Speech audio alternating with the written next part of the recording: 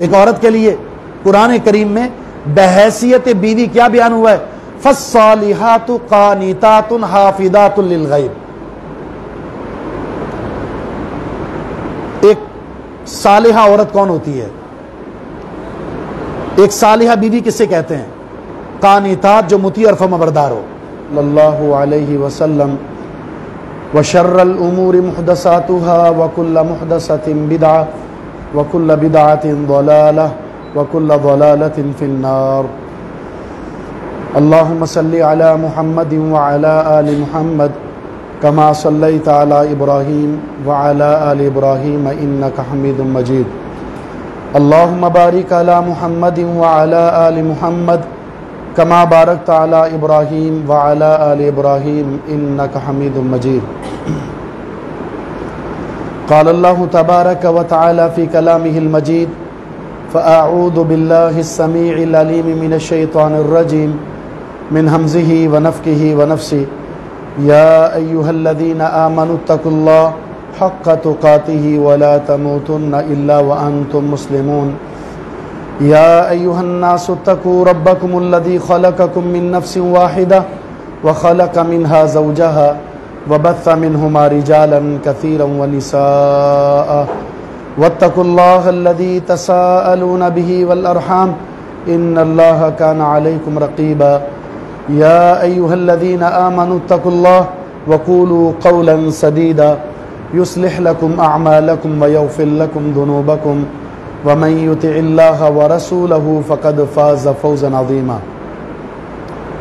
وقال النبي صلى الله عليه وسلم: يا معشر الشباب من استطاع منكم الباءة فليتزوج فإنه أغض للبصر وأحسن للفرج۔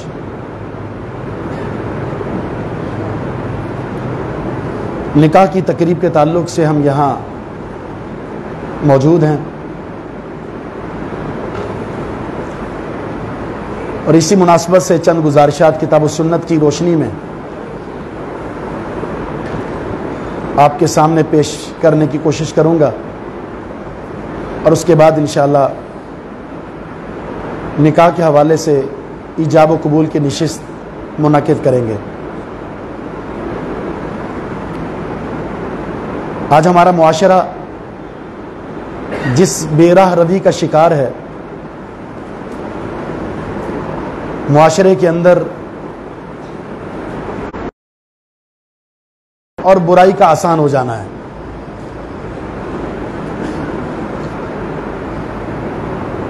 جبکہ رسول اللہ صلی اللہ علیہ وسلم کا فرمان ہے، خیر اور برکت والا نکاح وہ ہے جس میں آسانی ہو۔ شریعت نے نکاح کو بڑا آسان رکھا ہے، اور اس کی وجہ یہ کہ ہر ایک کی ضرورت ہے، اور معاشرے کی پاک دامنی، عفت اور عصمت اسی میں ہے کہ نکاح جلدی ہو، آسان ہو، سہولت والے ہوں، اس میں مشکلات نہ ہوں،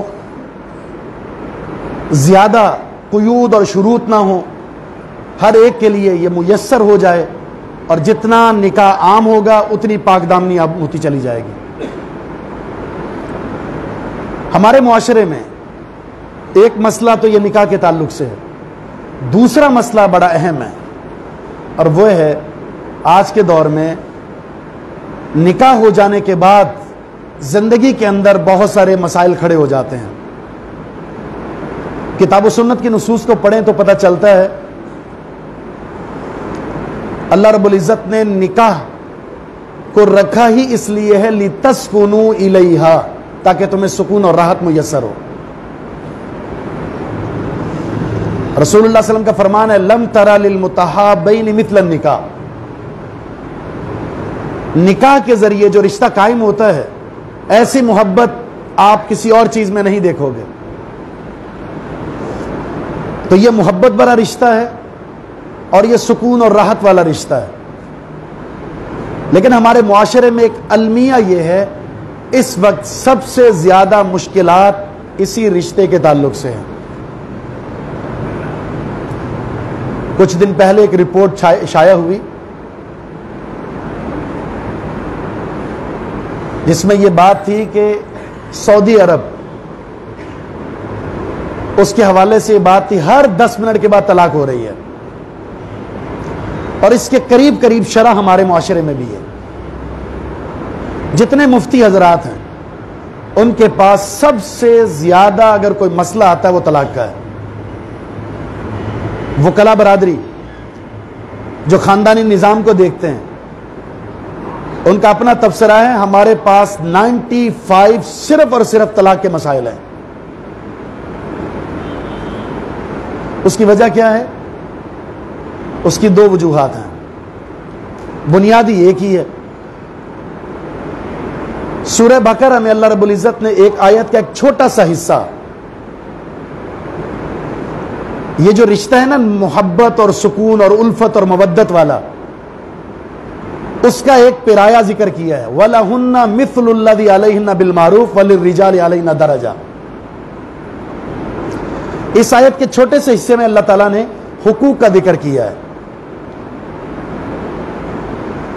حق کے تعلق سے ہمارے معاشرے میں 2 غلطیاں۔ ایک غلطی تو یہ ہے، ہم میں سے ہر شخص اپنی پوری زندگی میں کسی بھی شعبے سے وہ تعلق رکھتا ہو، حتیٰ کہ وہ نکاح کے ذریعے قائم ہونے والا یہ رشتہ، اس میں بیوی ہے یا شوہر، ان کے درمیان بھی یہی گفتگو آپ سنیں گے۔ ہر شخص حق کے تعلق سے یہ بات کر رہا ہوتا ہے کہ مجھے میرا حق ملنا چاہیے۔ شوہر لڑ رہا ہے کہ مجھے میرا حق نہیں ملتا، اور بیوی لڑ رہی ہوتی کہ مجھے میرا حق نہیں ملتا۔ ہر شخص رو رہا ہے کہ مجھے میرا حق ملنا چاہیے، حالانکہ یہ ترتیب ہی غلط ہے۔ اللہ رب العزت نے ہم میں سے کسی سے یہ سوال نہیں کرنا کہ فلاں شخص نے آپ کو آپ کا حق دیا تھا یا نہیں۔ سوال کیا ہوگا؟ آپ پر جو ذمہ داری اور حق تھا آپ نے وہ حق ادا کیا یا نہیں۔ تو ترتیب کیا ہے؟ صحیح ترتیب یہ ہے ہم میں سے ہر شخص دوسروں کے حقوق ادا کرنے لگ جائے۔ شوہر کی ذمہ داری کیا بنتی ہے؟ اپنی بیوی کا حق ادا کرے۔ بیوی کی ذمہ داری کیا بنتی ہے؟ اپنے شوہر کا حق ادا کرے۔ جب ہم میں سے ہر شخص دوسرے کے حق کی حفاظت کرنے والے بن جائیں گے، ہم میں سے ہر شخص کا حق خود بخود محفوظ ہو جائے گا۔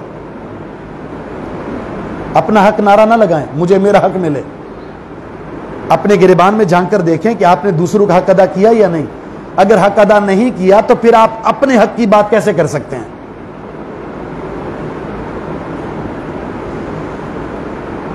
اور دوسری ترتیب، ہم میں سے کوئی شخص یہ سمجھے کہ مجھ پر میرا کوئی کسی کا حق نہیں ہے، فلاں نے میرا حق دینا ہے، الحمدللہ میں حقوق سے بری ہوں۔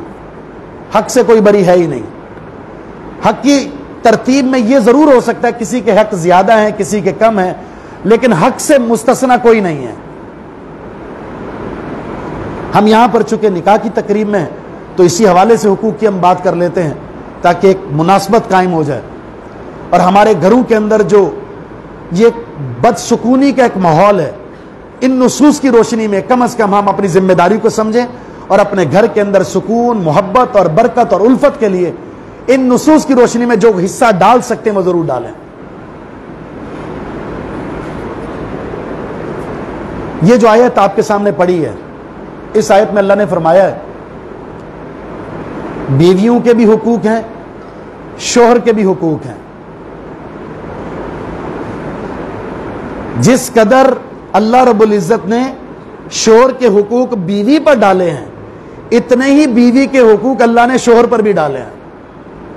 البتہ مرد کا مقام، مرتبہ، درجے میں بھی، حیثیت میں بھی عورت سے کچھ بڑا ہے۔ ان حقوق کی اگر ہم بات کرتے ہیں تو یاد رکھیے سب سے زیادہ ذمہ داری شوہر کی بنتی ہے۔ وہ اعصاب میں بھی مضبوط ہوتا ہے، عقل و شعور میں بھی مضبوط ہے، اور پھر یہ بچی اپنے گھر سے رخصت ہو کر دوسرے گھر میں جاتی ہے، کبھی وہ اجنبی ہوتا ہے گھر اس کے لیے، وہ صرف اس نکاح کی وجہ سے اپنے گھر کو چھوڑ کر وہ اپنے گھر میں اپنے ماں باپ کی شہزادی ہوتی ہے، وہ پری ہوتی ہے، وہ رانی ہوتی ہے۔ ایک باپ اپنے دل پر پتھر رکھ کر، جس نے زندگی کا ایک بہت بڑا حصہ محبت اور شفقت کے ساتھ اس کے سر پر ہاتھ رکھ کر گزارا ہے، وہ کتنی بڑی قربانی دے کر اپنی بچی کو رخصت کر رہا ہوتا ہے۔ تو جس گھر میں وہ آ رہی ہوتی ہے وہ گھر اس کے لیے اجنبی ہوتا ہے، افراد اجنبی ہوتے ہیں، اس کو ویلکم کرنا، مرحبا کہنا، خوش آمدید کہنا، اس کی عزت کا لحاظ رکھنا، خیال رکھنا، اس کے حقوق کا تحفظ رکھنا، یہ سب سے بڑی ذمہ داری شوہر کی ہوتی ہے۔ اس لیے اگر ہم یہ چاہتے ہیں کہ یہ نکاح دونوں کے لیے سکون کا سبب بن جائے تو اس کے اندر شامل کر لیجئے دینداری کو۔ دونوں طرف سے یہی بات ہے۔ رسول اللہ صلی اللہ علیہ وسلم کا فرمان ہے خیر متاع الدنیا المرأۃ الصالحہ، اس دنیا کی سب سے بہترین متاع نیک عورت ہے۔ فاظفر بذات الدین، بہت ساری وجوہات کو مد نظر رکھ کر ایک لڑکی کا انتخاب کیا جاتا ہے۔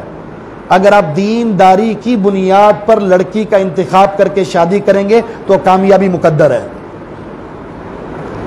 اور یہی پیغام لڑکی والوں کو بھی دیا گیا ہے۔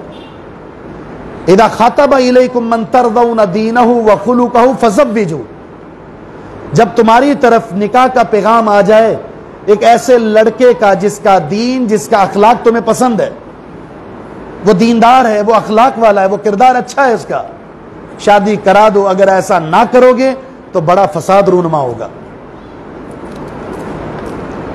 لوگ بڑی بڑی شرائط رکھتے ہیں، نتیجہ کیا ہوتا ہے؟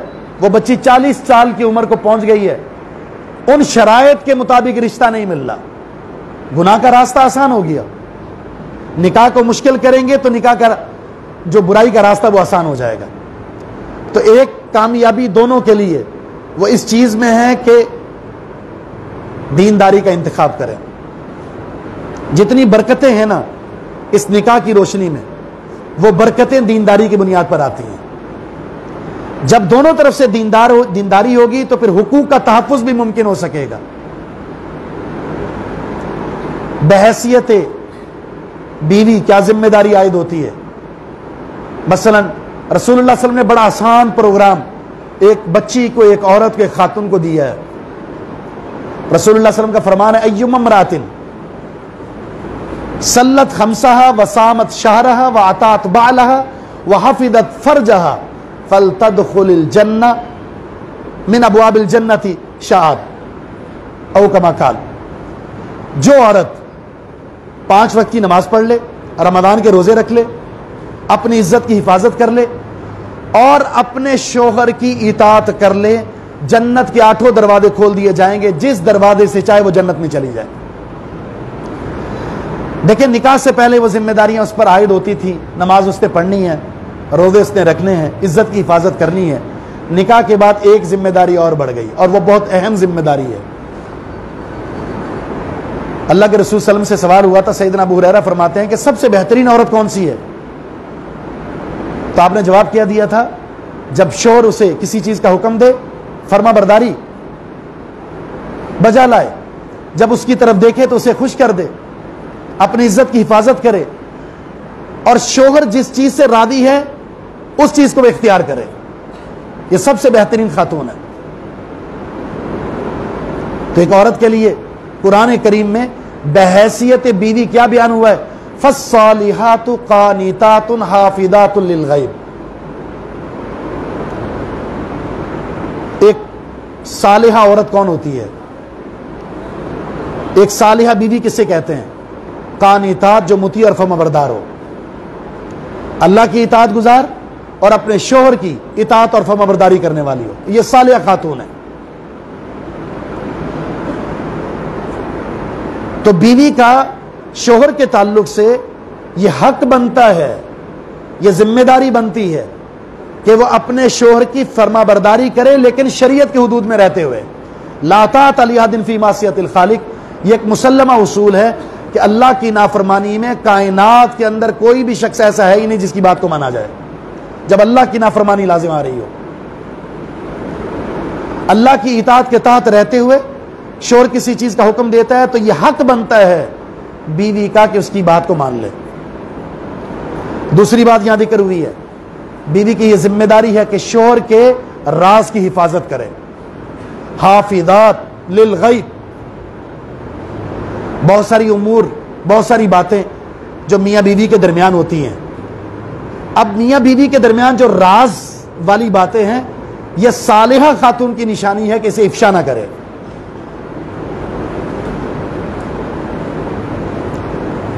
تیسری چیز اسی حافظات للغیب کے اندر آتی ہے، اور وہ بات یہ ہے ذمہ داری بنتی ہے بیوی کی شوہر کے تعلق سے کہ اپنی عزت کی بھی حفاظت کرے اور مال کی بھی حفاظت کرے۔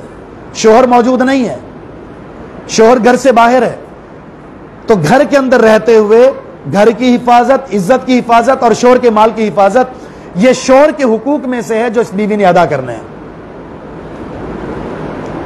اتنا بڑا حق ہے کہ بیوی نفلی روزہ شوہر کی اجازت کے بغیر نہیں رکھ سکتی، حالانکہ اللہ کی بندگی ہے۔ یہ نفلی روزے کی بڑی فضیلت ہے، اللہ کی اطاعت ہے، افضل عبادت ہے، لا مثل لہ، ایسی کوئی عبادت نہیں ہے۔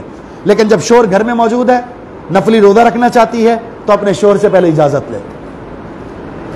تو اگر اس عورت کے کچھ ذاتیات والے معاملات ہیں تو اس میں شوہر سے مشورہ لینا، اجازت لینا بالاولیٰ بنتا ہے۔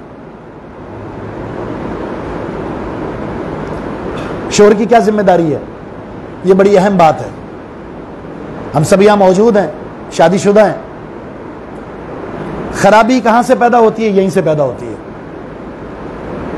حدیث میں آتا ہے کہ عورت کو ٹیڑھی پسلی سے پیدا کیا گیا ہے۔ آپ چاہیں گے کہ 10 سے 10% پرفیکٹ یہ بیوی میرے مزاج کے مطابق ہو تو ایسا نہیں ہو سکتا۔ بھئی کوئی 100% پرفیکٹ ہو ہی نہیں سکتا۔ میں خود، ہم میں سے ہر شخص، کیا جو میری بیوی چاہتی ہے کہ ہم اس کے مزاج کے مطابق 100% ہیں؟ نہیں ہے۔ تو ایسے کیسے ہو سکتا ہے کہ شوہر یہ چاہے کہ 100% بیوی میرے مزاج کے مطابق ہو؟ نہیں ہو سکتا۔ صحیح مسلم کی حدیث ہے، رسول اللہ صلی اللہ علیہ وسلم کا فرمان، لا یفرق مؤمن مؤمنہ ان کرہ منہا خلقا رضی من آخر۔ کوئی مومن مرد اپنی مومنہ بیوی سے نفرت نہ کرے، اگر کوئی عادت اس سے ناپسند ہے تو ایسی عادات ضرور ہوں گی جو اسے پسند ہے۔ تو آپ نیگیٹو کیوں سوچتے ہیں؟ منفی پہلو کو سامنے کیوں رکھتے ہیں؟ بھائی اگر 10 میں سے 7 باتیں اچھی ہیں، 3 باتیں اچھی نہیں ہیں، تو 10 میں سے جو 7 باتیں اچھی ہیں اس کے مطابق اپنی زندگی گزاریں۔ ہو سکتا ہے آپ کے اندر 5 باتیں ایسی ہو جو بیوی کو پسند ہے، وہ بھی آپ کو برداشت کر رہی ہے۔ رسول اللہ صلی اللہ علیہ وسلم کا فرمان ہے، لا خیرکم خیرکم لأہلی وانا خیرکم لأہلی۔ تم میں سب سے بہترین انسان وہ ہے جو اپنے گھر والوں کے لیے سب سے بہترین انسان ہو۔ آپ نے فرمایا، لوگوں میں تم میں سب سے بہترین انسان ہوں اپنے گھر والوں کے تعلق سے۔ انسان کا اخلاق بہت ہی اعلیٰ ہے، کیسے پتہ چلے گا؟ دوستوں سے، رشتہ داروں سے، تجار کے بیچ میں نہیں۔ آپ کا اخلاق کیسا ہے یہ آپ کے گھر والوں سے پتہ چلے گا۔ اس لیے آپ جانتے ہیں رسول اللہ صلی اللہ علیہ وسلم کے اخلاق کے تعلق سے جب سوال ہوا تھا تو یہ سوال کس سے ہوا تھا؟ نبی علیہ السلام کی بیوی اما عائشہ صدیقہ رضی اللہ تعالیٰ عنہا سے۔ تو انہوں نے کیا جواب دیا تھا؟ اما قرأت القرآن، کیا آپ نے قرآن نہیں پڑھا؟ کان خلقہ القرآن، محمد الرسول اللہ صلی اللہ علیہ وسلم کا اخلاق پورا قرآن کریم ہے۔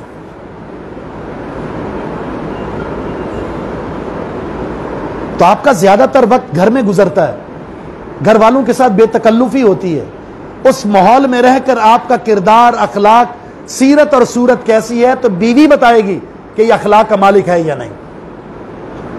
اور آپ کے اخلاق کے نرالے انداز دیکھیں، شوہر ہو تو ایسا۔ ہم کتنی ذمہ داری ادا کر سکتے ہیں؟ رسول اللہ صلی اللہ علیہ وسلم کے نکاح میں بیک وقت 9 بیویاں تھیں، مختلف عمر میں، مختلف سوچ رکھنے والی اور مختلف خاندان سے تعلق رکھنے والی۔ عمر کا بھی مختلف حصہ ہے۔ نبی علیہ السلام 3 اوقات میں ملاقات کرتے تھے اپنی بیویوں سے۔ ذمہ داریاں کیا ہے؟ رسول بھی ہیں، معلم بھی ہیں، خطیب بھی ہیں، امام بھی ہیں، مدرس بھی ہیں، کاظم بھی ہیں، حاکم بھی ہیں۔ ہر ذمہ داری آپ پر ہے۔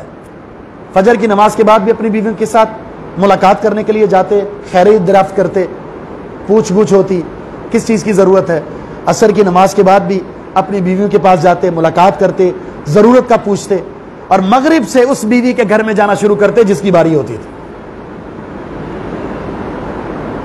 اور ہم میں سے بہت سارے ماشاءاللہ اتنے ذمہ دار ہیں کہ انہوں نے معیشت کا اتنا ذمہ اپنے اوپر لے رکھا ہے کہ اپنی اولاد سے ملنے کے لیے ان کے پاس ٹائم صرف سنڈے ہوتا ہے۔ اگر کہیں جمعے کی چھٹی ہے تو جمعے میں گپ شپ کریں گے، ملاقات کریں گے، لیکن آج موبائل کے فتنے نے اس نعمت سے بھی محروم کر دیا. ایک چھت میں ایک جگہ بیٹھے ہوئے ہوتے ہیں, آپ چلیں جائیں بازاروں میں, دوست یار بیٹھے ہوئے ہوتے ہیں ملاقات کرنے کے لیے, ہر کوئی اپنے موبائل میں گھما ہوا ہے. یعنی سوشل ہونے کے بعد بھی ان سوشل ہو گئے ہم. جتنا ترقی کر لی ہے اتنا ہم دور ہو چکے ہیں. تو اولاد کی تربیت کیوں نہیں ہوتی؟ اس کی ایک وجہ یہ بھی ہے کہ آپ پر ذمہ داریاں اتنی آ چکی ہیں کہ آپ اپنی اولاد کو ٹائم ہی نہیں دیتے, اپنی بیوی کو ٹائم ہی نہیں دیتے, نتیجتاً خرابی پیدا ہونا شروع ہو جاتی ہے. تو محبت, حقوق کی ادائیگی کے ساتھ, ذمہ داری کے ساتھ, پیارے پیغمبر علیہ الصلوۃ والسلام نے جو اخلاق اپنی بیویوں کے ساتھ رکھا وہ بے مثال ہے. مثلا عائشہ صدیقہ رضی اللہ تعالیٰ عنہ سے سوال ہوا تھا کہ رسول اللہ صلی اللہ علیہ وسلم گھر میں کیا کرتے ہیں؟ فرمایا فی محنت اہلہ, گھر والیوں کے ساتھ کام کاج میں مصروف ہو جایا کرتے تھے. رسول اللہ ہیں, امام الانبیاء, لیکن جب گھر میں ہیں تو آپ شوہر ہیں, اور پھر بیوی کیا کر رہی ہے ساتھ, آپ بھی سوٹ پھٹا ہوا ہے پیمنٹ لگا رہے ہیں, جوتی ٹوٹی ہوئی ہے تو سلائی کر لیتے ہیں, کوئی اور کام ہے تو اپنی بیوی کے ساتھ کام کاج میں مصروف ہو جایا کرتے تھے. آج اگر کوئی شوہر اپنی بیوی کے ساتھ کوئی کام کاج کرنے لگ جائے اور کوئی دیکھ لے تو کیا کہتے ہیں, گرن مرید ہے, تانے دیے جاتے ہیں. حالانکہ بیوی کے ساتھ محبت کا اظہار کرتے ہوئے, وہ نوکرانی تو نہیں ہے نا, سارا دن آپ کے کام کرتے رہے اور آپ اگر کوئی اس کا کام کرنے لگ جائے تو آپ کو رن مرید کہا جائے. یہ بیکار سا اور فضول سا جملہ ہے. بیوی سے محبت یہ ہے کہ آپ اس کے ساتھ محبت بھرا سلوک کریں, جس کا ایک انداز یہ ہے. ایک اور محبت کی ایک مثال دیتا ہوں. آج ہمارے معاشرے میں یہودیوں کی مغربی سوچ یہ ہم پر مسلط کر دی گئی ہے, حقوق النسواں, بھئی عورت کو آزادی ملنی چاہیے. جبکہ ان کا طرز عمل کیا ہوتا تھا, جب عورت اپنے مینسز میں ہوتی تھی, ایام مخصوصہ میں ہوتی تھی, اتنا نفرت کرتے تھے کہ اس کے ہاتھ سے پکی ہوئی کوئی چیز استعمال نہیں کرتے تھے, دور کر دیتے تھے. اللہ کے رسول صلی اللہ علیہ وسلم نے کیا کیا؟ جب ایام مخصوصہ ہوتے ہیں, پیریڈ ہوتے ہیں, اس وقت وہ خاتون تکلیف میں ہوتی ہے, اسے محبت چاہیے ہوتی ہے. رسول اللہ صلی اللہ علیہ وسلم ان ایام میں بھی اپنی بیوی کو اپنے ساتھ لٹایا کرتے تھے. ہم بستری نہیں کر سکتا لیکن اظہار محبت ضروری ہے. اور رسول اللہ صلی اللہ علیہ وسلم نے عائشہ صدیقہ سے پانی منگوایا, پانی لے کر آؤ. گلاس میں پانی پیش کر دیا گیا. رسول اللہ صلی اللہ علیہ وسلم نے فرمایا عائشہ پہلے تم نے پینا ہے. فرمایا اللہ کے رسول نہیں, پہلے آپ پیئیں گے. نہیں, فرمایا آپ پیئیں گے. آپ نے قسم دی عائشہ پہلے پانی تم پیو گی. سیدہ عائشہ فرماتی ہیں وہ حیض کے ایام چل رہے ہیں, وہ گلاس میں نے کچھ پانی پیا اور وہ گلاس رسول اللہ صلی اللہ علیہ وسلم کو دیا. اللہ کے رسول نے اس گلاس کو گھما کر دیکھا, عائشہ صدیقہ کے ہونٹ کہاں لگے ہیں, جہاں ہونٹ لگے تھے وہاں اپنے ہونٹ رکھ کر آپ نے پانی پیا. گوشت لایا گیا, آپ نے عائشہ پہلے تم نے کھانا ہے. فرمایا نہیں آپ کھائیں گے. آپ نے قسم دی تو عائشہ صدیقہ فرماتی ہے میں نے کچھ لیا, پھر اللہ کے رسول کے حوالے کیا تو آپ نے وہاں سے اپنا منہ رکھ کر گوشت کو کھایا جہاں سے میرے ہونٹ لگے تھے. یہ بے مثال محبت ہے. اگر شوہر بیوی سے اس طرح محبت کرنے لگ جائے تو یقیناً یہ سکون اور محبت والا رشتہ ہے. اللہ کے رسول جب رات کو گھر آتے تھے تو سلام کرتے تھے بڑا آہستہ سے, السلام علیکم ورحمۃ اللہ وبرکاتہ. اگر بیوی جاگ رہی ہے تو جواب دے دے, سو رہی ہے تو اسے تکلیف نہ ہو. گھر میں داخل ہوتے تو مسواک کر کے, کہیں ایسا نہ ہو کہ بیوی سے گفتگو کرو اور منہ سے بو آ رہی ہو. کیا ہے؟ محبت ہے. پیار سے نام لیتے تھے یا عائش. بیوی فوت ہو چکی ہے تو بھلایا نہیں ہے, جب بھی گوشت کی تقسیم کی باری آتی تو سیدہ خدیجۃ الکبریٰ کی سہیلیوں کی طرف گوشت بھجوایا کرتے تھے. یہ محبت ہے. ایسی محبت اگر ہوگی تو یقیناً اس سے بڑھ کر محبت والا کوئی رشتہ ہی نہیں ہے. اگر شوہر اپنے حقوق ادا نہیں کرے گا, ذمہ داری ادا نہیں کرے گا, تو یقین جانیں پھر جب نفرت پیدا ہوتی ہے تو پھر اس کا نتیجہ بہت برا ہوتا ہے. اس لیے تو کہا گیا ہے صرف بیوی سے نہیں, عزت اور تکریم جس طرح بیوی کی کرنی ہے اسی طرح بیوی کے والد اور بیوی کے بھائی کے ساتھ بھی کرنی ہے. رسول اللہ صلی اللہ علیہ وسلم کا فرمان ہے سب سے زیادہ حق وہ رشتہ جس کی آپ نے تکریم کرنی ہے، عزت کرنی ہے، وہ کون ہے؟ جس نے اپنی بیٹی دی ہے یا اپنی بہن دی ہے۔ اور ہمارے معاشرے میں سسر اور سالہ ذلیل و رسوا کیا جاتا ہے، انہیں برا سمجھا جاتا ہے، اس لفظ کو سالے ایک گالی بن گئی ہے، حالانکہ تکریم اور عزت اس رشتے کی بنتی ہے۔ تو یہ حقوق کی ادائیگی اس رشتے کو محبت بھرا بنا دیتی ہے۔ تو رشتے کا نام ہے نبھانا، تو نبھانے سے یہ رشتہ نبھایا جاتا ہے۔